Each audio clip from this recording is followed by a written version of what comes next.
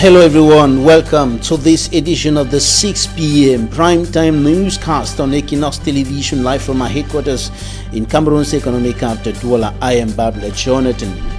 Heavy floods hit several parts of Cameroon's economic capital, Douala, today following a heavy downpour, and enormous material damage has been recorded in this first heavy rain in this year's rainy season.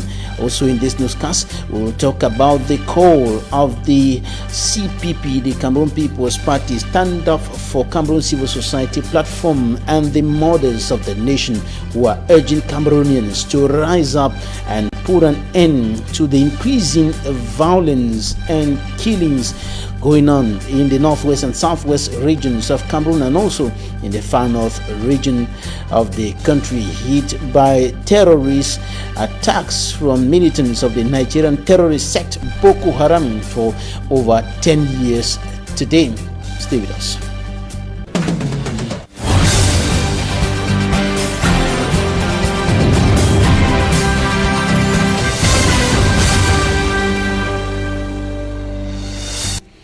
Thanks, dear viewers, for staying with us in this edition of the news. And we're going to begin this edition here in Cameroon's economic capital, Douala, a town that came under heavy floods today.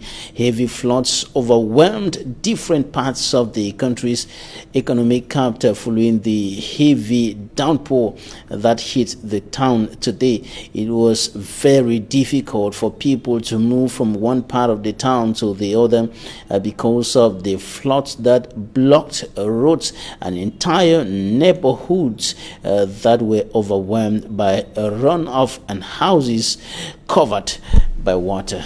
Manjik and Gabriel. A difficult day for inhabitants of the economic capital of Cameroon, Douala, due to the heavy downpour that took all by surprise in the early hours of Friday, with several persons blocked in their different homes. At the Valley Besenge neighborhood, everything was on standstill. The quarter was colonized by water, with cars almost covered by the runoff.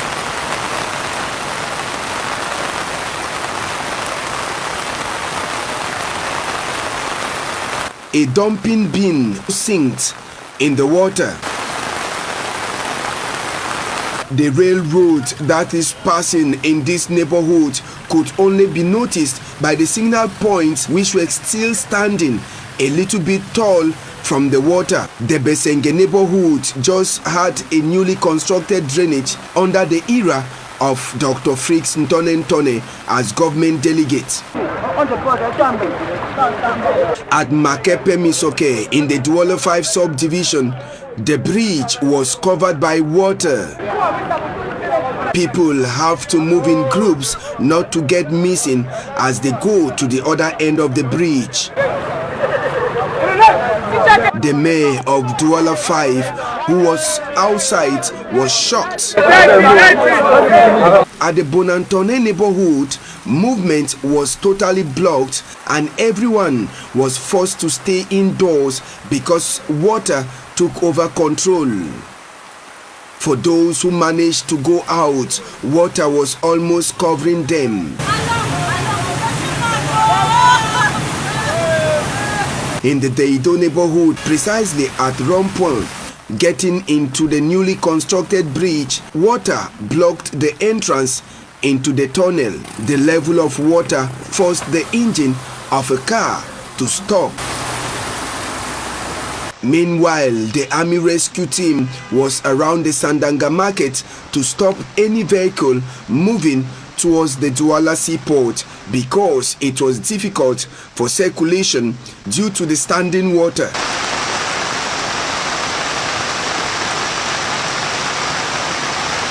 The rains also caused enormous problem in Douala 4 subdivision.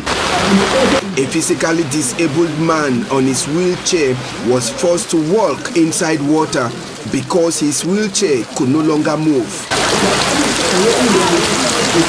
A vehicle transporting gas cylinder also stopped working in the middle of water because its engine had a failure. The town of Douala as a whole has been soaked. Many are calling on government officials to act swiftly.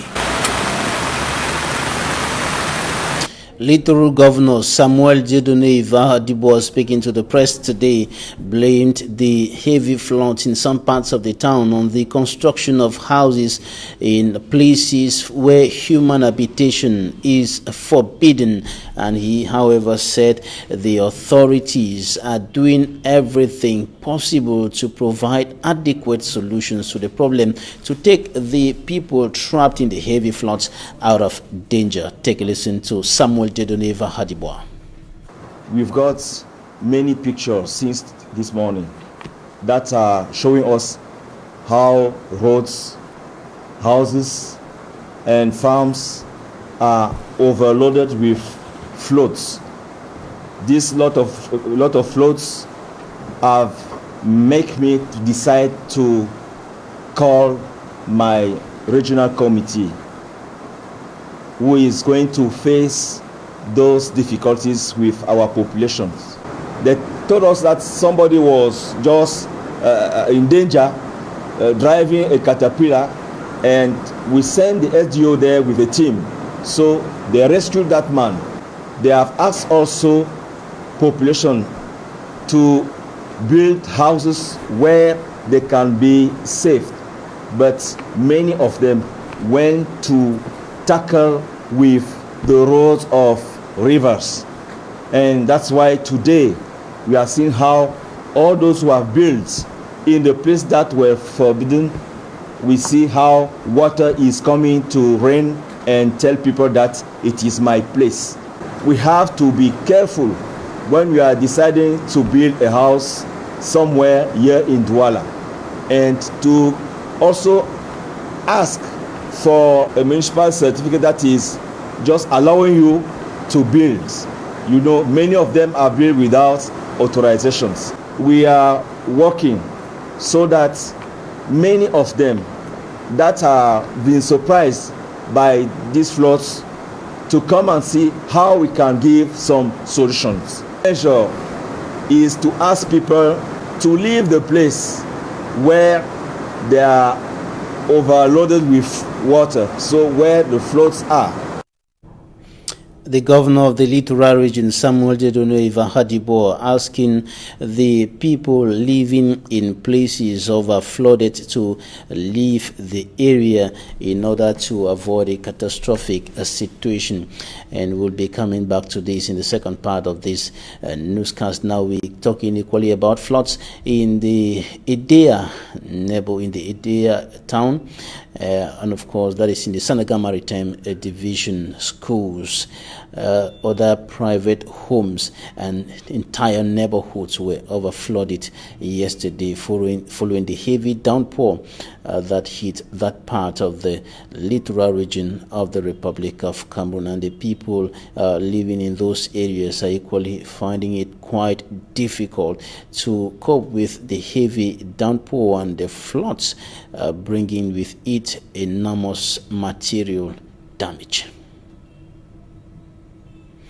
On to something else now. We're going to talk about the crisis in the northwest and southwest regions of the country, and also the terrorist attacks in the far north region of Cameroon. The Cameroon People's Party, Stand Up for Cameroon Civil Society platform, the mothers of the nation, think that it is high time for Cameroonians to rise up and press for an end to the rising violence in the two Anglophone regions of the country and also in the far north region. She thinks that the government has failed and is unable to solve the security challenges the country is facing in the northwest and southwest and also in the far north region. And so there is need for a political transition. The present regime should step down. President Paul Biya and his government should give way to other leaders who can take Cameroon out of the troubled waters. Take a listen to Kabanwala edit. Minister of Territorial Administration thinks that he can decree things to happen. He cannot. He cannot guarantee the safety of any traditional ruler in his palace. What we are here today because of the increase in violence in the northwest and southwest regions, and also in the extreme north. We should never forget the extreme north, because violence has been going on there for close to 10 years today. And not only are we seeing an increase in violence, we are also seeing a horrific type of violence which is destroying our dignity as human beings. And we, as mothers of the nation, have been contacted by women from these regions, and we have said, no, we can no longer withstand such violence. We have communicated with the government over 4 years. It is time for us to move to the next level. We put our heads together, and we must move to non-violent protests on the ground against this government in order to obtain ceasefire, release of prisoners. People have been in jail since 3 years, 4 years today. People who committed no act of violence. You are doing DDR, asking people who have committed violence to put down their guns, and you accompany them, but you leave people in jail who have committed no act of violence. So our call is to other Cameroonians. History will ask us, what did you do? What did you do when all of this was happening? And we must take our own responsibility and protest against this government with determination until we obtain actual solutions to the crisis in the northwest and southwest, but also actual solutions to what is happening in the extreme north. We have said, address the root causes: poverty, marginalization, lack of jobs for our youth. We equally asked Kabangwala Edith, national president of the CPP political party and member of Stand Up for Cameroon, what she thinks about the recent decision taken by the Minister of Territorial Administration imposing restrictions on the sale of machetes, iron rods and axes in the northwest and southwest regions of the country, a decision in which he says that all persons desiring to purchase any of these equipments should obtain an authorization from the divisional officer of the areas, and of course should present some identification documents, including their national identity cards, and of course proves that they have plantations, that is for farmers, and a building permit for those who want to build houses. And Kabangwala Edith thinks that it was not the right decision to have been taken at this point in time, and that the problem cannot be solved from offices in Yaoundé. Take a listen. The Minister of Territorial Administration thinks that he can decree things to happen. He cannot. He cannot guarantee the safety of any traditional ruler in his palace. What has he done to rebuild the palaces? Some of the palaces were destroyed by soldiers. Have they been rebuilt? He's asking the funds to go where? The security of the funds depends on the solutions to the problems of their population. You know, in especially the northwest, traditionally you are a fund of people. If those people are angry, you cannot sit in that palace. And whether we like it or not, that is what has happened in this crisis. The funds have been associated with government, and the people are angry at government. Until we get a solution to the people's problems, those funds will not be able to go back into their palaces. And the most important is not the funds in the palaces, it is the safety and the security of the population.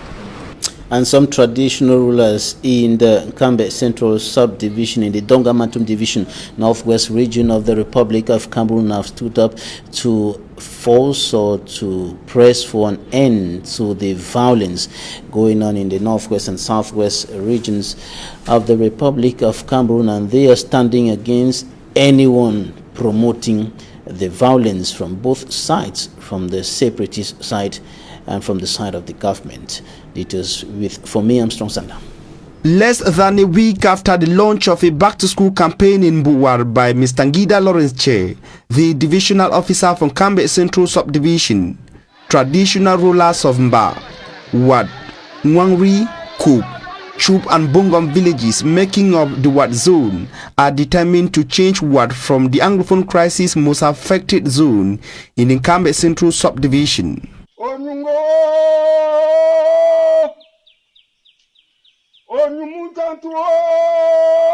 Invoking their ancestors in the Limom dialect, the traditional rulers say no to all forms of evil and atrocities in the Mbuwar zone.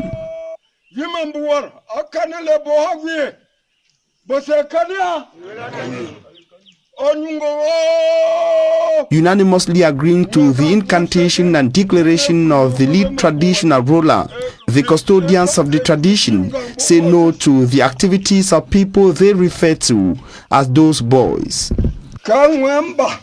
Speaking further, they say no to amber activities in Mbuwar and called on the gods of the land to kill anyone who will continue or bring back separatist activities in Mbuwar.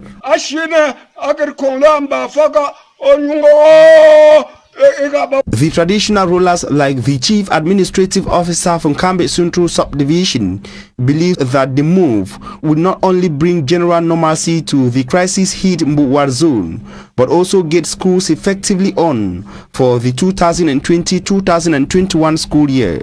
And today, the sensitization has intensified, because the traditional authorities, they have taken the relay. Today I am in the Mba village following an invitation from the funds of the Mbuwar zone. They invited me today to come to Mba Palace to partake in their meeting. We have brainstormed and we have come out with so many strategies to ensure that this school year is successful. Noting that a lot will be needed for schools to resume in an area where schools have been grounded for over 4 years, the divisional officer, Mr. Ngida Lawrence Che, introduced a fundraising initiative. 4 years of no school is not 4 months or is not a third-term holiday. Let me use this opportunity to call on the elites, external and internal, to support this move. Contribute in cash, in kind. Contribute so that our children will have themselves back in the classroom. We have suffered enough, and it is time for us to stop this nonsense. I think we should not use our children as sacrificial lambs no matter what is going on. He believes that a successful back to school in Mbuwar is a success story for the entire subdivision, his area of command. This is a zone that counts 16 primary schools and 2 colleges. So you imagine the number of pupil and student population that have been sacrificed for all these years. So I'm here as they invited me, and at the same time let me equally use this forum to send a strong message to those our elites, especially those who are abroad, who spend their time discouraging, preaching against school or threatening the lives of their own brothers back at home. It is time for them to desist and follow the path of righteousness. Like here in government primary school Chup, several primary and secondary school establishments in Mbuwar were transformed into bases by armed separatists, according to security sources. All textbooks here, everything here has been destroyed. Coming up, Immaculate Fogwe takes us to Bacham in the west region of the country, and we're going to show you the bad state of roads in that part of the country. The inhabitants are begging for good roads and other social amenities. Her report. The deplorable state of the road linking Bangang, Zindong and Masang, localities in the Bacham subdivision, Bamutus division, west region of Cameroon. Though the area produces large quantities of Irish potatoes due to its rich soil, transporting it from the farm to the market is a veritable nightmare. The state of the road gives you every reason to abandon the fruit of your labor in the farm. Drivers say plying the less than 10-kilometer stretch of road entails a lot of courage.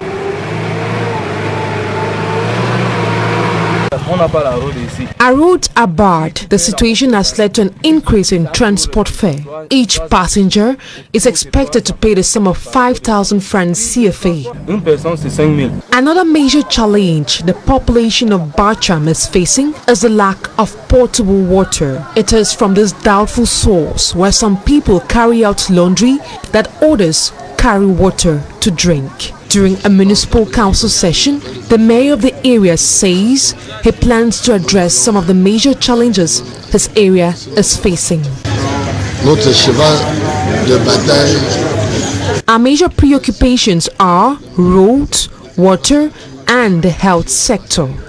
For now, a team is on the field evaluating the situation. We hope that we will be able to achieve our objectives.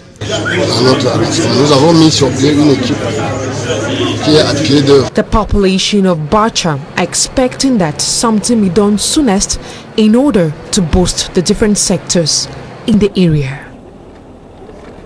Now we bring to you updates on the coronavirus situation of the Republic of Cameroon. The Minister of Public Health, Dr. Manauda Malachi, spoke to the press today in Yaoundé. Take a listen. Cameroon, like all countries in the world, has been affected by the COVID-19 pandemic. We have been living this difficult situation since March 2020 with great determination to confront and eradicate the spread of the virus. All the useful measures recommended since the outbreak of the disease by the government under the very high instruction from the President of the Republic and moderated according to the evolution cause of the cases of contamination has fortunately made it possible to bring together conducive conditions for a relative return to normal life. The development of these acceptable living conditions is in this period of universal health crisis is a result of the call for solidarity and a sense of responsibility launched on 19 May by the head of state, His Excellency Paul Biya, and to which several companies and many citizens responded favorably. It is also thanks to the role played by each of us that we are able to resist and even hope to overcome this epidemic. Healthcare workers and those who support them on the front line in these health battles have not ceased to give of their times, energy, know-how, and to show their continuous determination to save lives. These collective efforts have enabled us to achieve a social better life that we are called to consolidate. Now out of the country, the United Nations peacekeeping mission to Mali says it has gained access to ousted President Ibrahim Boubacar Keïta, and the new strongman of Mali has released 2 officials of Keïta's government. 17 are still in detention, and the West African regional bloc says it is mobilizing a standby regional military force to ensure President Ibrahim Boubacar Keïta is back to power. Equinoxe. United Nations that recently condemned the Malian military coup with the arrest and detention of President Ibrahim Boubacar Keïta and some members of his government says this Friday that it has gained access to Mali's ousted president. The military said they had released 2 other detained leaders in developments that followed mounting international pressure on the new junta.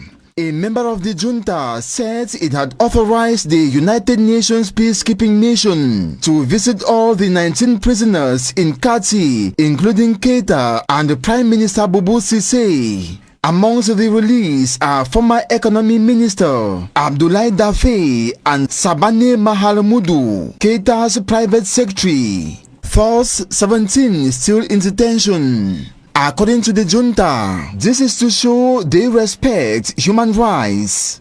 A Malian military source says the new Malian authorities who came to power after the recent coup are discussing with Senegal on the possible deportation of detained President Ibrahim Boubacar to Senegal. Meantime, the military junta that ousted President Keita says he resigned in a constitutional way, denying any coup. Ismail Wage, spokesman for the National Committee for the Salvation of the People, says as far as he knows, the constitutional order is in place, adding that Keita dissolved parliament and resigned as part of his prerogatives as head of state. He adds that they found themselves in a situation where they could do something, and they did something for Mali. That it is not over yet, but it has just started. West African leaders have escalated pressure on Mali's ruling junta, calling on them to allow the 75-year-old President Ibrahim Boubacar Keita to return to power. Heads of state from the regional bloc of the Equinoxe on Thursday called for the mobilizing of a standby regional military force, stating Keita must be allowed to serve out of the 3 years left in his term after this week's coup attempt. They said that they held the junta responsible for his safety and all other detained government officials, adding they will soon send a delegation to Bamako to try help restore constitutional order. Meantime, Ismail Wage says the newly formed National Committee for the Salvation of the People will meet with political parties and civil society groups to determine the duration and composition of the transition. Talking Point is up next.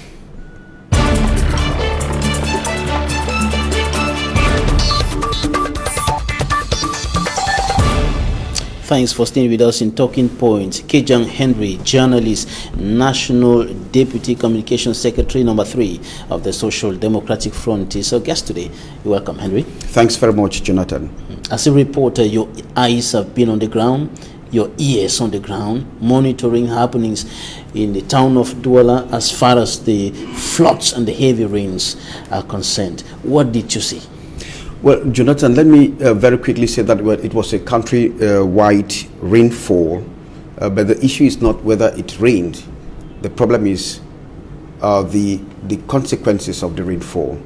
And you see, different towns and cities have their own, or they counted their own losses. But I want to say very quickly that what I observed today, I will tell you, for my years in Douala, for the decades I've known Douala, I've never seen this. And it just goes to remind me, in fact, it reminded me of what the former government delegate to the Douala City Council, I'm talking about...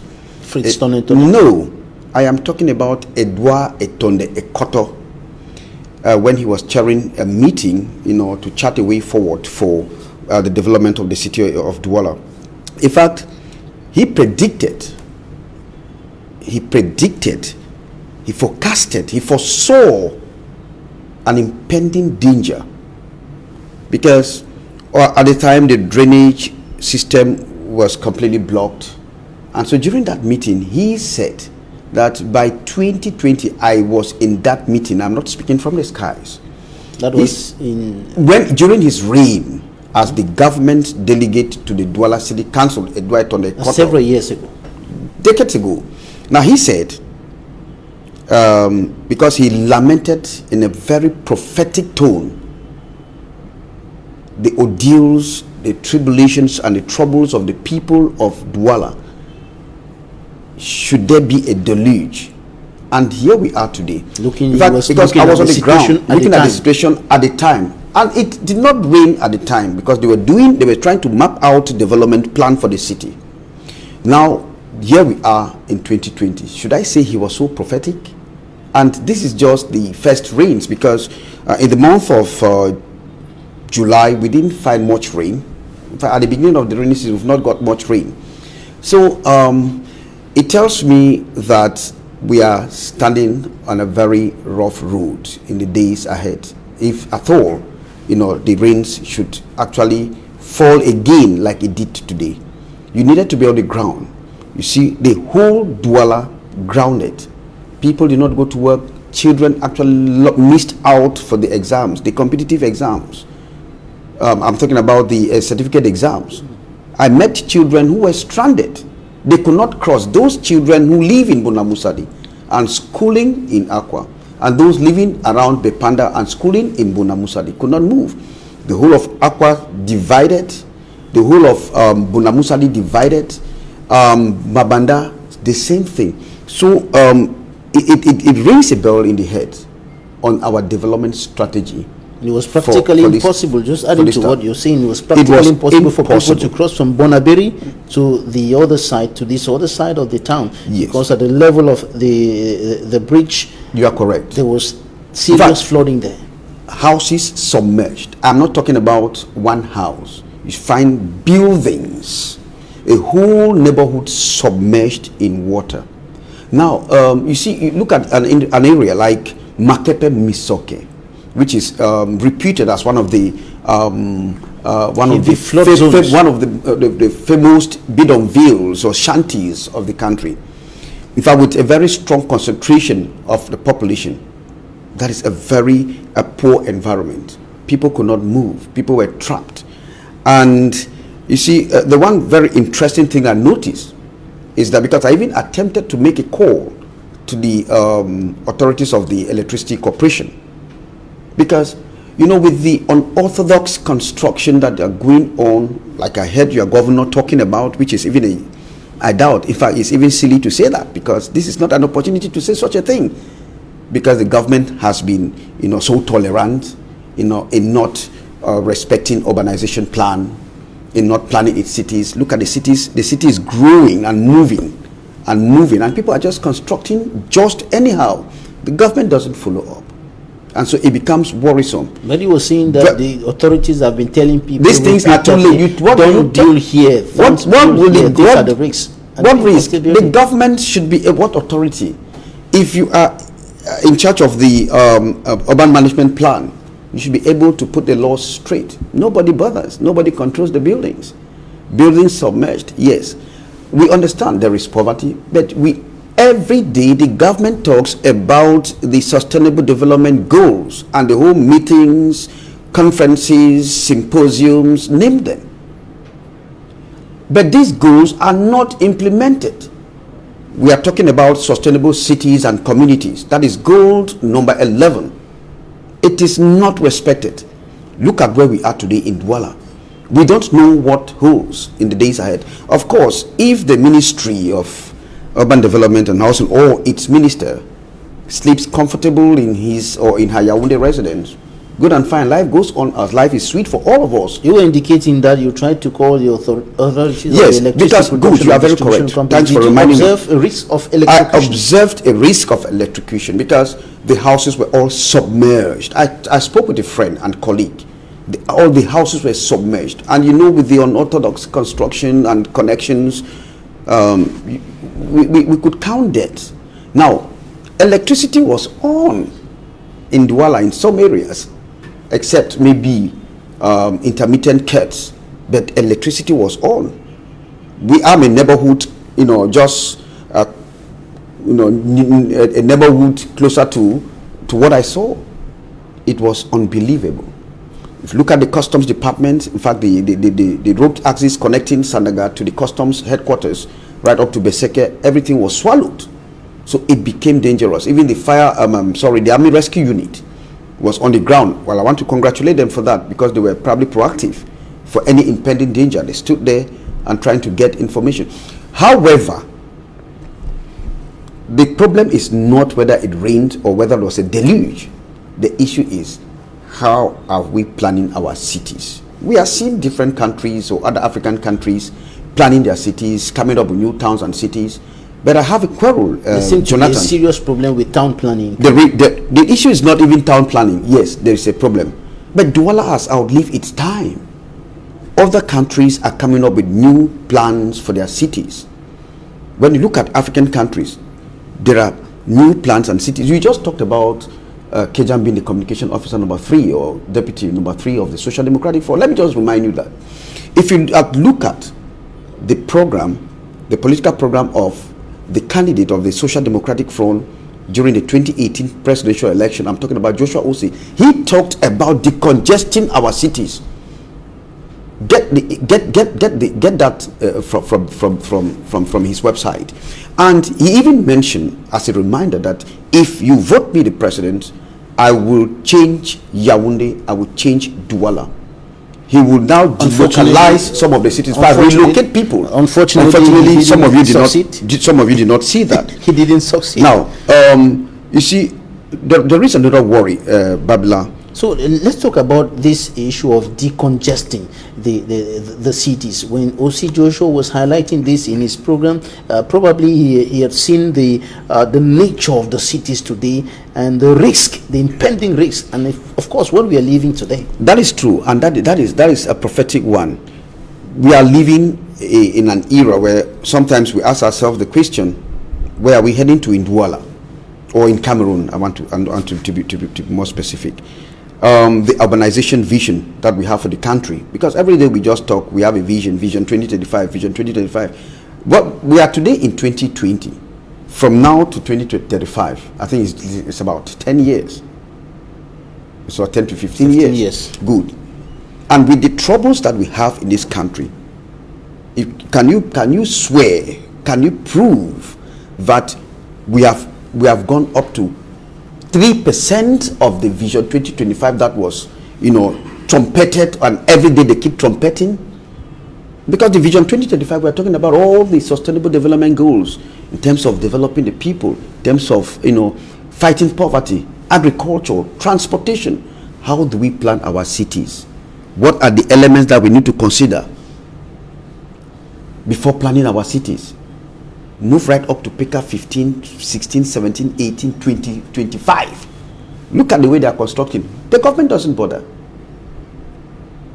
And so it calls for, it reminds me of the reason or raison d'etre of having what they call, I think they have some funny thing they call the council or the association of mayors and councils and cities, which I consider is just a small lobby group for people to eat money.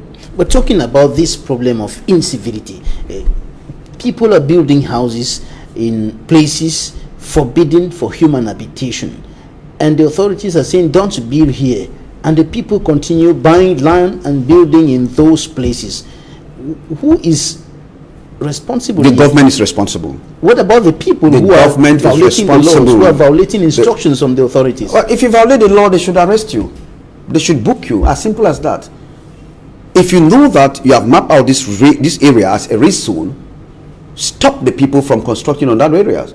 You leave them, they stay there for 10, 15, 20 years, and then you come and flush them out. It means you are encouraging them to keep building unorthodoxly across the country. Stop them from that. And what about the responsibility of individuals? Yes, we need good. Ignorant of the law is no excuse, they will tell you. We need, but you see, the population is always stubborn, and so that is why the government needs to be there with a whip, remind the people. Why do we have local administrators? They will only come in when their own interest is at stake, and that is a fear. The government would have probably we have some. Babila, let me just tell you very quickly. I discussed with a friend and a colleague yesterday. We were just pondering because we have something to organize, and our fear was it could be the rains could disturb. Now we said it has not been raining. What's happening? This morning we spoke, and he said maybe what we said the rains have heard it, and so they descended. Now we have a problem with our meteorological system. There is a complete breakdown. If not, it is inexistent. Weather forecast is not communicated to the people. The people are ignorant. The officials recently sent out a message indicating that there were going to be heavy downpours. Who sent it? Who? The officials of the meteorological center. Those things they were just inventing things. You and I know that without even reading the meteorology. You and I know that rains will fall. You and I know that because we're pondering. We said, okay, maybe because we are on the 19th, 20th, and so on and so forth. Tomorrow's 21st, rains will fall. You and I know that in the month of August there are heavy rains. September there will be rains. So what message to who? Listen, I remember as a child and as a young man, there was a very strong meteorological station in Equinoxe, that is the Institute of Agronomic Research, and now I think geotechnical research and so on. You have CDC meteorological station that gave out readings. You had it in Barobican, that is the Institute of Agronomic Research in Barobican, and in Kumba, in Fumbot. There is one in Corbison, and there are others elsewhere. Now, go to these areas, everything is broken down, even the one here in Douala. Go to the meteorological station. I have been there and I know what I'm talking about. It is inexistent. The government would have probably, if we have a very credible meteorological station, the government would have sent distress signal to the population as it is done in other countries. Except the stubborn population refuses to quit. Then can we now lay blames on the population? No distress signal. People got up or were trapped in their sleep as the house is submerged. I've heard one student complaining that La pluie a balayé tout mes cahiers, and that child is writing the exams. You can imagine. Now, I don't know if the Minister of Secondary Education is very much aware of the troubles, maybe to reslate the exams, because children missed out a lot. Hundreds, if not thousands of students missed out. Even some teachers and as invigilators and supervisors of exams could not go to school. All right, Kejan, let's run up on this point. The national president of the CPP, in reaction to a statement, decision of the Ministry of Territorial Administration, said that the solution to the Anglophone crisis cannot be decreed. Yeah, you don't decree a solution to the Anglophone crisis. Maybe she said that, and I followed her based on the recent two recent outings. The first probably calling on the chiefs and fawns and the traditional rulers, custodians of our traditions and customs, to move back to their villages without probably any guarantee of their safety. And number two, on what he had another decree, well, it's not a decree, another administrative order restricting the purchase of machetes, rods, and I think something like that, yeah, knives and so on, which they consider as a light weapons. There is a problem. If that is respected, then our agriculture, that is extremely, in fact, our agriculture is 100% rudimentary. We have been singing what I would consider second generation agriculture. Those things are just songs that they sing, they are slogans, and then they pen them down and we keep singing, just like we are chanting Vision 2035 and nothing is moving. We depend entirely on cutlasses and machetes and whatever for as farming tools or farming equipment. So I don't know how many of the deals or SDOs will move to the farms to, probably prove that this is a farmer who has this piece of land, or the number of those who are selling in hardware shops, or if at all is going to visit all the hardware shops to determine or the quantity of irons and knives and axes and so on and so forth. So it is a very difficult situation. If you think, because I know I discussed with a group of friends and said, if at all they are afraid of Rwanda, then I'm sorry to say that we are not yet there, but we should be able to take decisions. If tomorrow you hear that, because of course you know that Cameroon is one of the highest cocoa producing countries in the world. I think we are 5th, but look at our production as of the past 3 years. South has been the greatest cocoa basin with 54% of cocoa. I think for 54.3%. I mean, the Southwest alone, 54.3% of cocoa. Now, we depend on machetes, cutlasses, to do the cocoa farms? What will become of agriculture? What will become of the other agricultural sectors? However, it's a decision which will last for 4 months, and after 4 months, if it is not, if it not pushed forward, no, they should reverse the decision. People will be able to do whatever they want to do with machetes and all the other iron rods without authorization. Kejang Henry, you are a journalist, Deputy National Communications Secretary, number 3 of the Social Democratic Front. Thanks for joining us today. Well, thank you very much, Jonathan. Thanks, ladies and gentlemen, for staying with us. That's it for today.